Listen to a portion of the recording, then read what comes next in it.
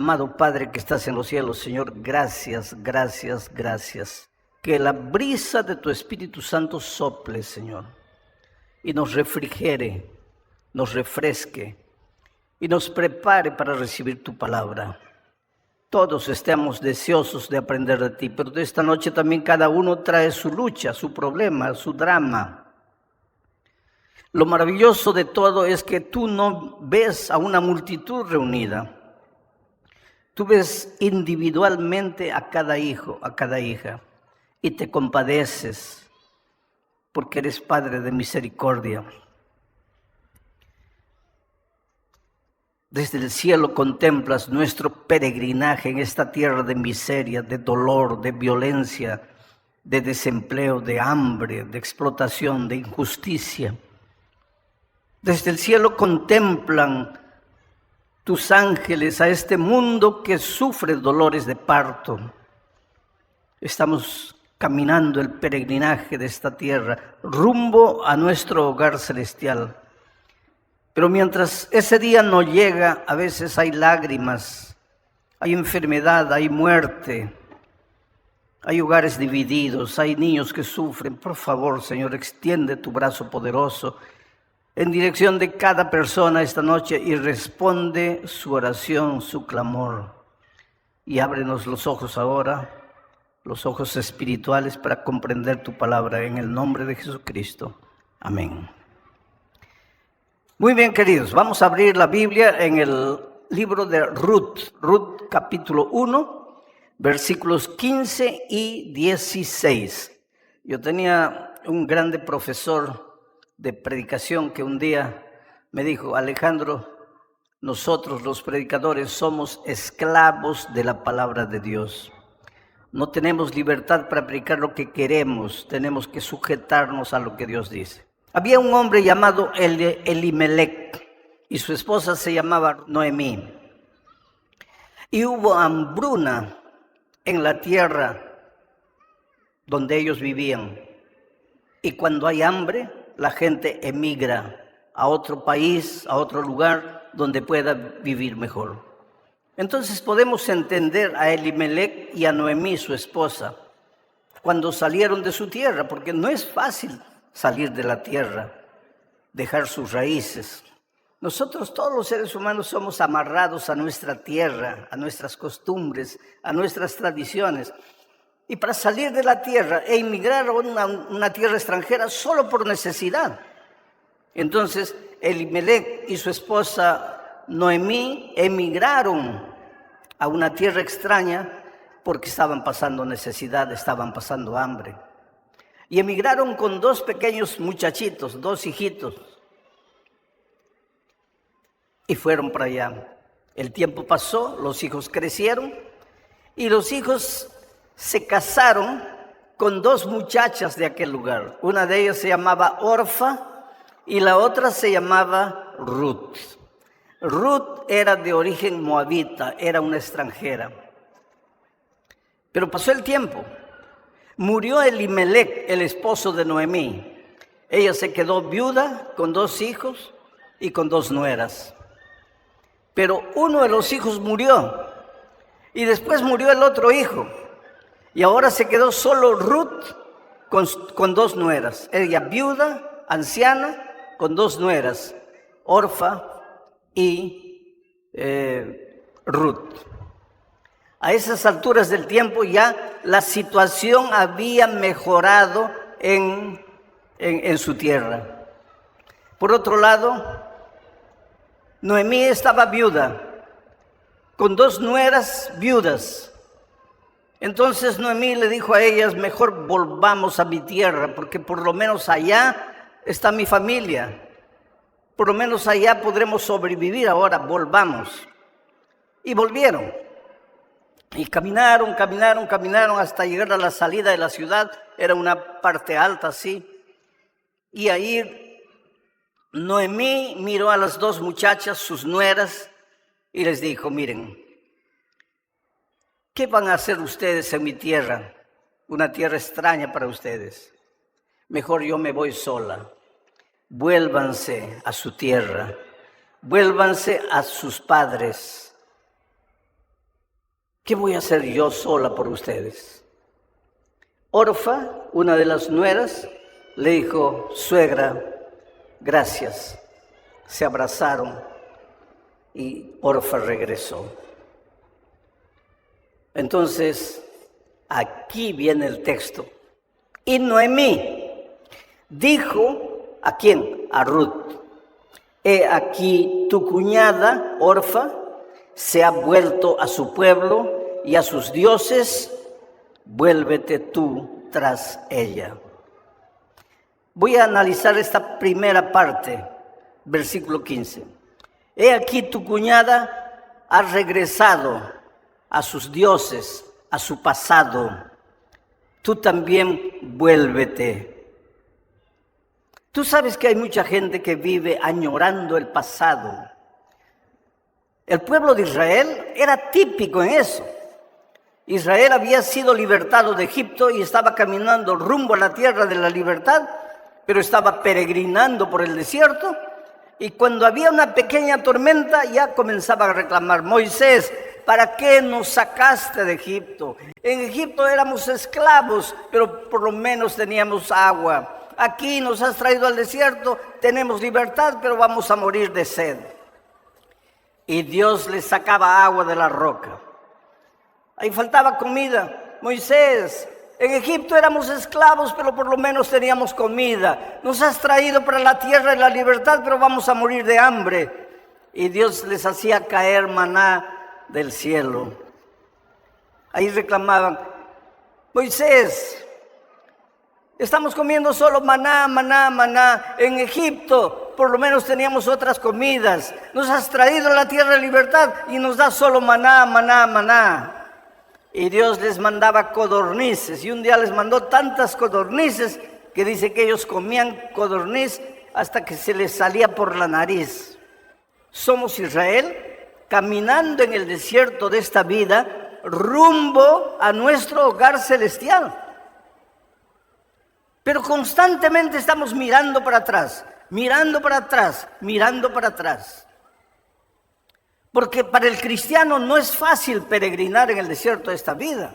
Muchas veces vas a perder el empleo, muchas veces vas a ser criticado, vas a ser juzgado, muchas veces tus mejores amigos te van a volver las espaldas, muchas veces te van a hacer sentir ridículo porque crees en la Biblia, porque quieres seguir a Jesús. Y en esos momentos inmediatamente, mejor me vuelvo. Y tal vez esta noche tengo la seguridad que más de uno aquí, o más de uno de los que me está oyendo en la radio, se ha vuelto para atrás, como Orfa, ha abandonado el camino, ha regresado a sus costumbres, está adorando a sus dioses. Y cuando digo dioses no me refiero a ídolos, a sus dioses. A los dioses de la carne, a los placeres. Han vuelto al cigarro, a la bebida, a las drogas, a la promiscuidad. No han sido capaces de mantenerse fieles en el camino hacia Canaán celestial. El ser humano siempre se está volviendo.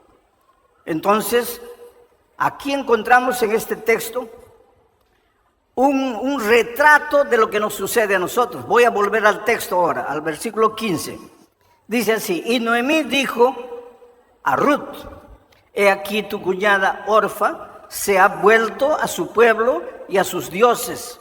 Vuélvete tú tras ella. Ahora el versículo 16 dice, respondió Ruth. Esa frase me impresiona.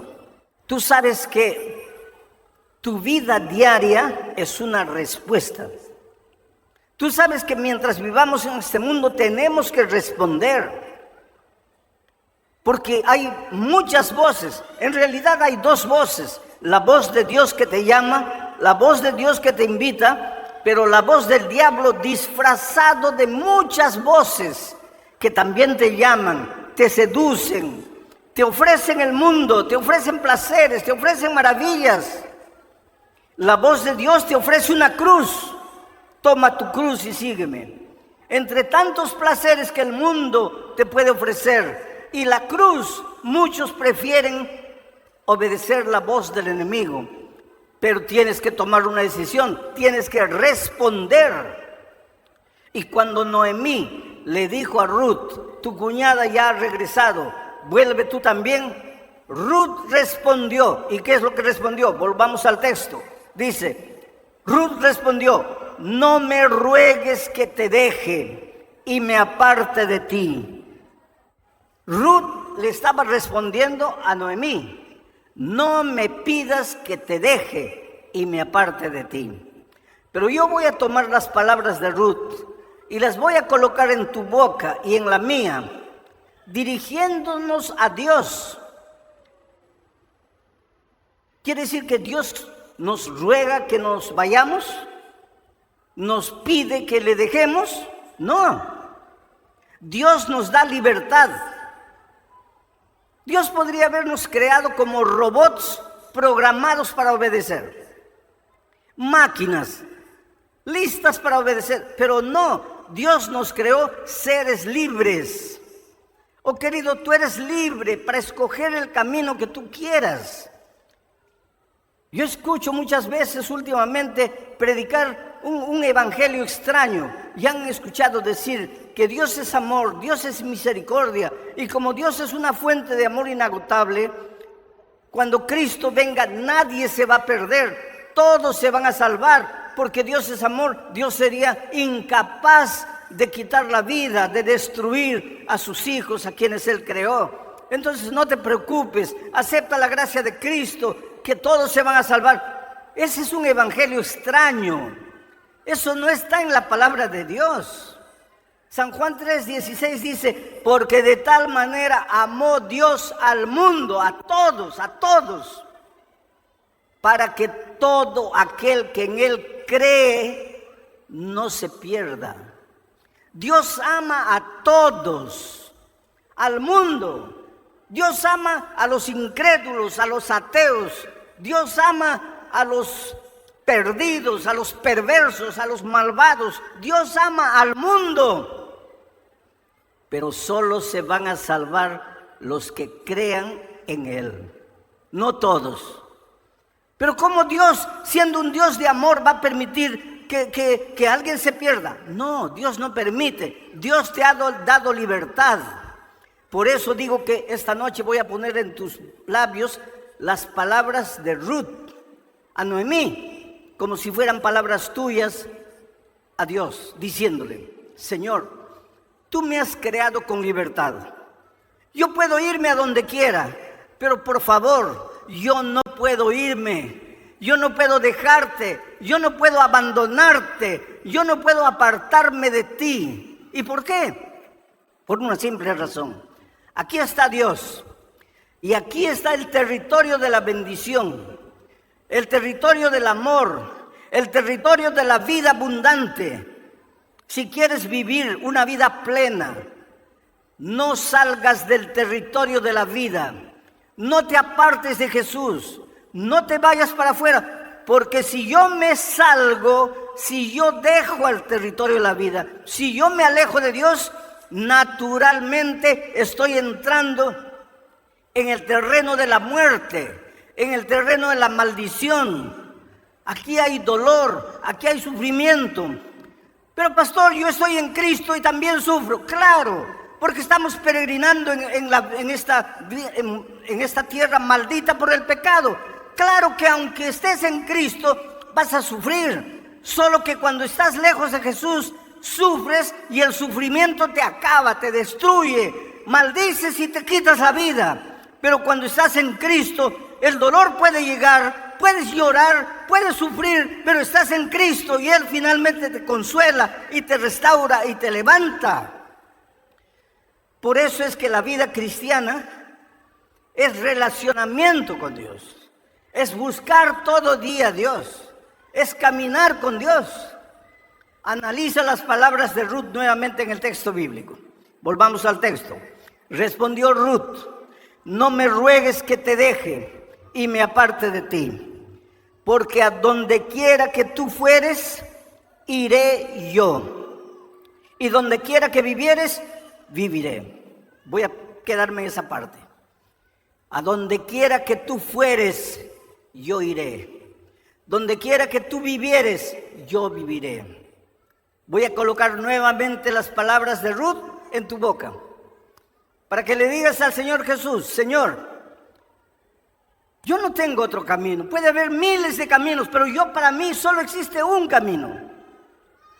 Yo te voy a seguir. A donde quiera que tú fueres, yo iré. Yo te seguiré. Yo andaré contigo. Yo no me apartaré de ti. Eso es lo que pensaba Enoc. Por eso Enoc caminó con Dios y Dios se lo llevó al cielo vivo. Eso es lo que pensaba David. Por eso David dijo: andaré con mi Dios en la tierra de los vivientes. Eso es lo que pensaba Noé. Por eso Noé caminó con Dios y la Biblia dice: y porque caminó con Dios fue un hombre perfecto. Eso es lo que pensaba Abraham, porque una noche el Señor se le apareció y le dijo: anda conmigo y sé perfecto. La vida cristiana es andar todos los días con Dios. Y finalmente en el cielo, Juan en Apocalipsis 14, versículo 1, él ve en el cielo a los redimidos siguiendo al Cordero por donde quiera que va. Quiere decir que si en el cielo los redimidos van a seguir a Jesús por donde quiera que va, es porque en esta tierra aprendieron a seguirlo. Porque en esta tierra le dijeron a Jesús: a donde quiera que fueres, iré yo. Ahora tú me vas a hacer una pregunta que una ancianita en algún lugar del mundo me hizo. Me dijo: pastor, yo no le entiendo. Usted dice que la vida cristiana es caminar con Dios. Dígame, ¿cómo puedo caminar con Dios si yo no lo veo? Si yo no lo puedo tocar, ¿cómo es que voy a caminar con Dios? Fácil. Cuando tú todos los días abres la palabra de Dios para estudiar por lo menos un versículo de la Biblia y reflexionar en él. Cuando tú todos los días, mientras estás andando, haciendo todo, abres tu corazón a Dios y oras y le cuentas a Dios todo lo que se te ocurre, lo que sientes, lo que vas a hacer. Cuando tú oras y cuando tú le cuentas a otra persona que Jesús es la fuente de la vida, tú estás caminando con Dios, andando con Dios, estás siguiendo a Dios, a Jesús por donde quiera que Él fuere. Y cuando tú estás caminando con Jesús, el carácter de Jesucristo pasa a ti, se refleja en ti y dejas de ser un rabioso, un iracundo, un mentiroso, un envidioso, un orgulloso. ¿Por qué? Porque de tanto caminar con el Maestro, el carácter del Maestro se refleja en tu vida y te vuelves manso y humilde de corazón. Y entonces tu hogar es un hogar feliz y tus hijos te aman y tu esposa es apasionada por ti. ¿Cuánta gente viene a mí y me dice: pastor, no puedo con mi carácter, mi problema es mi carácter, soy terrible? Yo sé. Un día, cuando Jesús estaba en esta tierra, se acercó a Jesús un hombre con un carácter terrible. Su nombre era Juan y su apodo era el hijo del trueno. Ahora imagínate, para que a alguien le pongan de apodo hijo del trueno, no era una santa palomita. ¿Cómo a una santa palomita le van a decir hijo del trueno? Era un hombre rabioso, iracundo, egoísta, mentiroso, orgulloso. Por eso le decían hijo del trueno. Pero le dijo a Jesús: Señor, a donde quiera que tú fueres, iré yo. Y siguió a Jesús y caminó con Jesús. Y el carácter de Jesús se reflejó en él. Y cuando estaba viejito ya en la isla de Patmos, ya no le decían el hijo del trueno, le decían el discípulo del amor. Mira la transformación. Oh querido, ven a Jesús. No luches por tus propias fuerzas. Tu autodisciplina no vale para nada.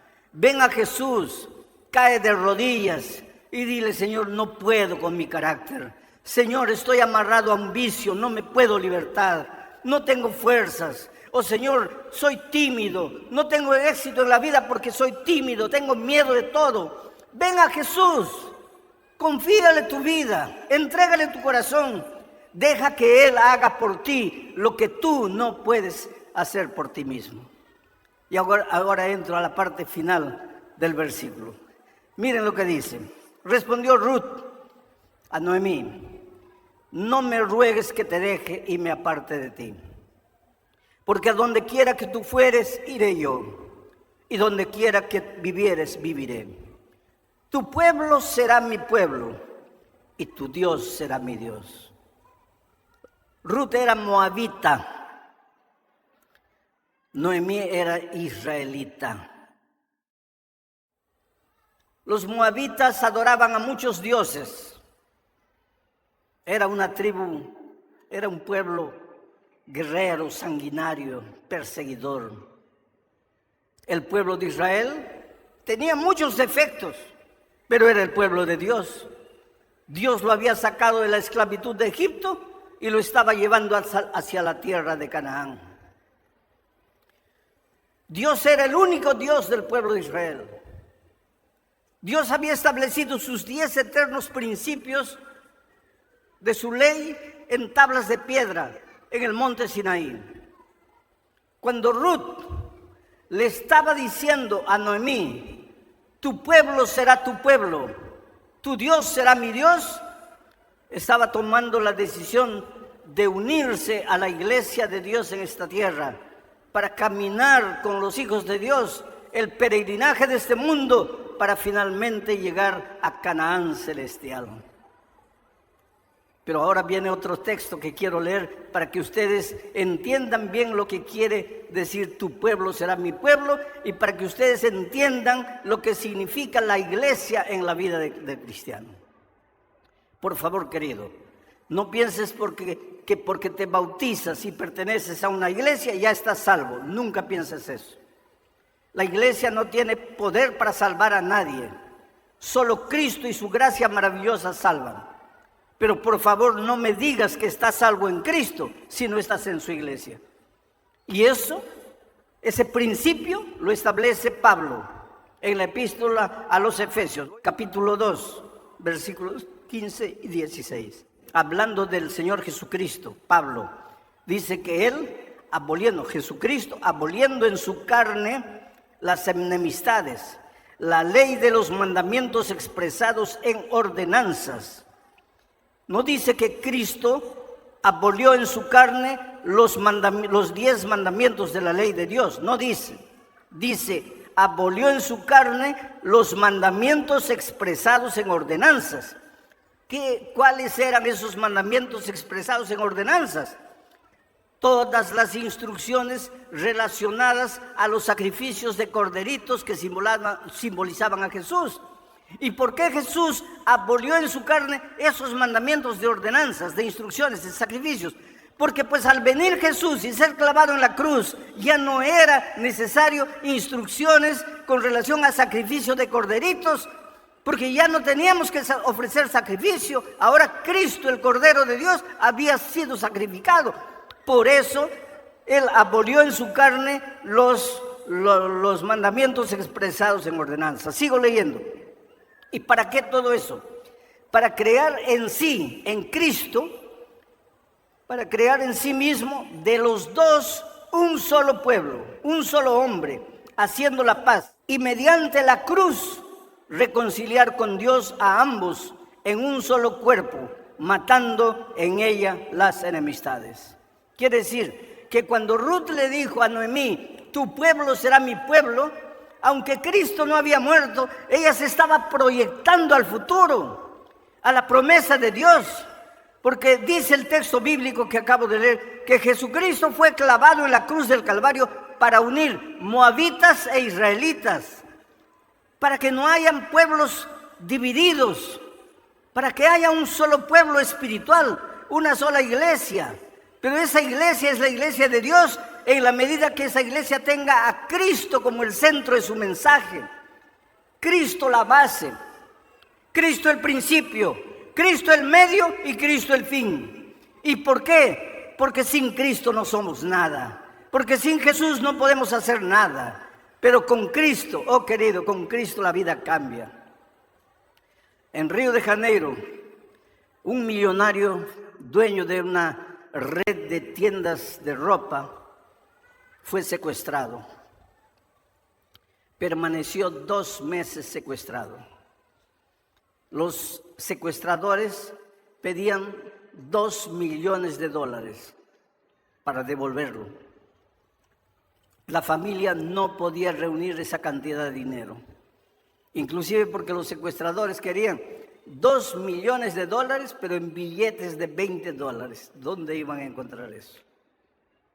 Entonces, como pasó un mes y la familia no podía juntar el dinero, ellos le cortaron una oreja y mandaron una oreja para los familiares. El secuestrado solo logró durante los 2 meses del encierro, por una rendija, logró ver el rostro de un hombre moreno con una cicatriz en la cara. Fue al único que reconoció. Y ese rostro se le quedó marcado. Durante 2 meses fue maltratado, fue humillado. No le daban permiso para ir al baño, sucio en sus ropas. Le daban pizza para comer en esa situación deplorable. Fue una situación terrible. Finalmente hicieron los arreglos, entregaron el dinero y él fue abandonado en una carretera solitaria. La policía vino, lo llevaron a un hospital, la familia lo abrazó, pero él nunca más volvió a ser el mismo. Taciturno, no sonreía, nunca quiso contar nada para la policía. Por más que le preguntaban, parecía un zombi, un hombre sin alma, sin alegría de vivir. Después de unos meses en casa, comenzó a salir a la calle. Ya no le interesaban los negocios, la cadena de tiendas de ropa, nada. Los hijos cuidaban de todo. Pero él salía y desaparecía. Nadie sabía. Aparecía a las 11 de la noche, a las 10 de la noche. Volvía a la casa. ¿Dónde había andado? Nadie sabía. La esposa pagó un detective particular para seguirlo, para ver qué hacía, para ver a dónde iba. La esposa pensaba que él tenía otra mujer, pero no era verdad. El detective un día trajo el reporte y dijo, es un misterio, porque su esposo sale y camina por la calle mirando a todas las personas. Entra a los bares, se sienta, pide agua y se queda mirando a las personas. Después sale, entra a un ómnibus, se sienta y observa a las personas. Entra al tren, después se baja. Solo anda y observa a las personas, pero no hace nada. No habla con nadie. ¿Qué misterio era ese?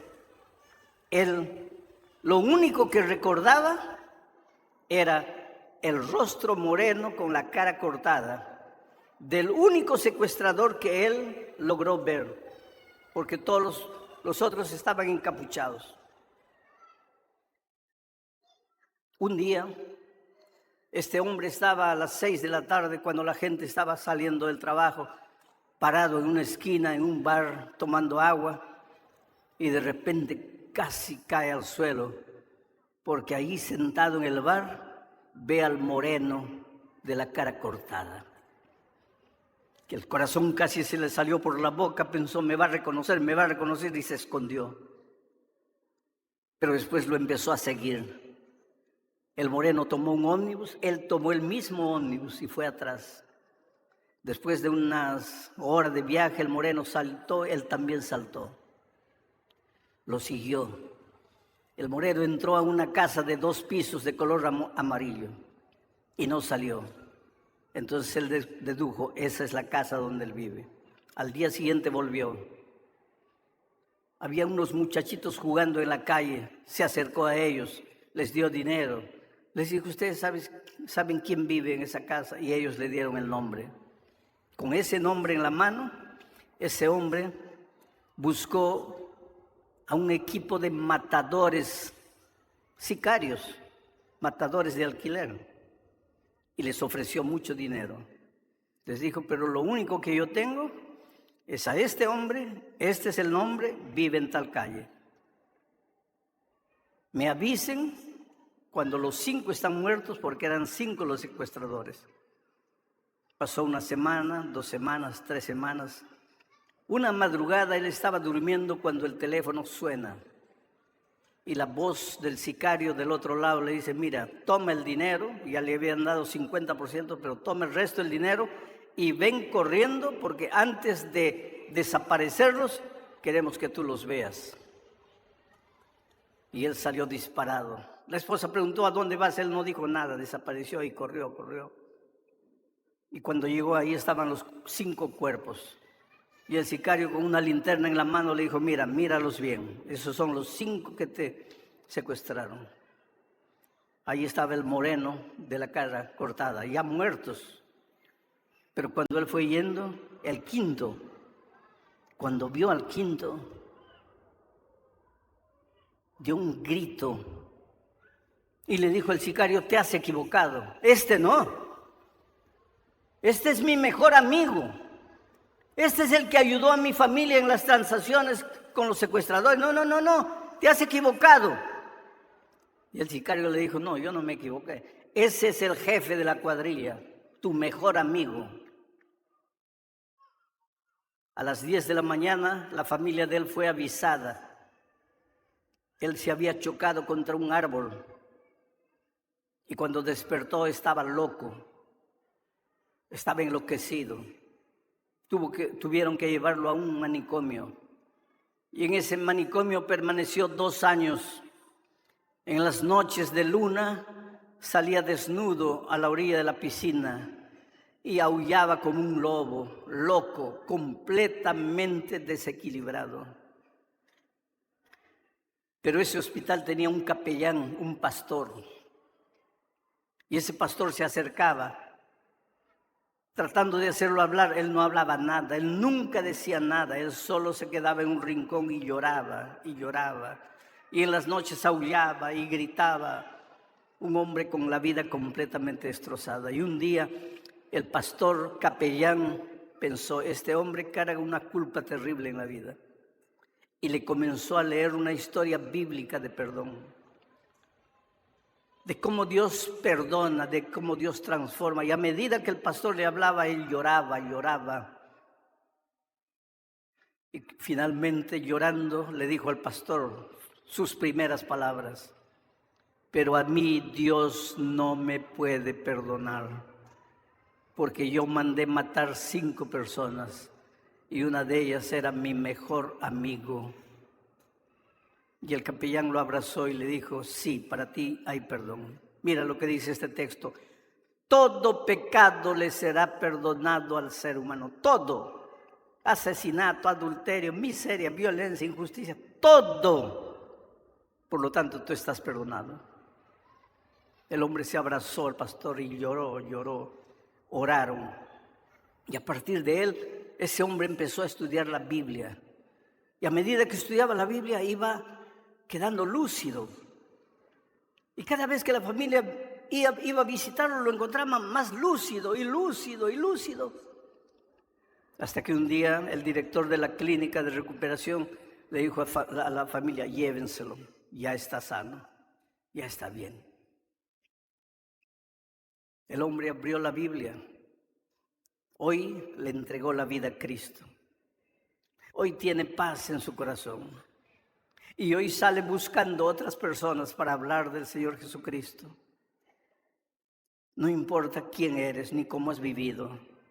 No importa lo que has hecho o lo que estás haciendo. Dios tiene poder para transformar tu vida. Yo siempre digo que tú eres lo más precioso que Dios tiene en este mundo. Él te conoce, Él sabe tus luchas, tus dolores, tus traumas, los complejos que cargas desde tu niñez. No hay nada oculto a sus ojos y Él te ama como eres. ¿Cuántas veces personas me dicen, pastor, a mí Dios no me puede aceptar porque yo soy la peor miseria de la vida? No importa lo que eres, ni importa cómo te sientes. Ven a Jesús. Entrégale tu vida. Dile, Señor, yo no quiero apartarme de ti. Señor, tu pueblo será mi pueblo. Yo quiero que tú seas mi Dios. Dile, Señor, a donde quiera que tú fueres, yo iré. Yo te seguiré. Orfa decidió volver. Ruth decidió unirse al pueblo de Dios. Y Ruth llegó a ser ancestral del Señor Jesucristo por la decisión que tomó. Hoy es tu oportunidad. Esta invitación es para aquellos que ya han estudiado la Biblia y que tal vez ya pueden bautizarse, pero que todavía no habían tomado su decisión de decirle a Dios, tu pueblo será mi pueblo, pero hoy quieren decirle. Pero también esta invitación es para aquellos que tal vez no conocen aún la Biblia, pero quieren entregarle su corazón al Señor Jesús y decirle, mira, Señor, hasta aquí nada ha dado resultado en mi vida, pero yo creo en ti y yo decido seguirte y yo quiero caminar contigo. Quien quiera que fueres, esta invitación es para ti. En este momento el Señor Jesucristo está hablándote. El Espíritu Santo se está moviendo, está tocando tu corazón. Ven a Jesucristo.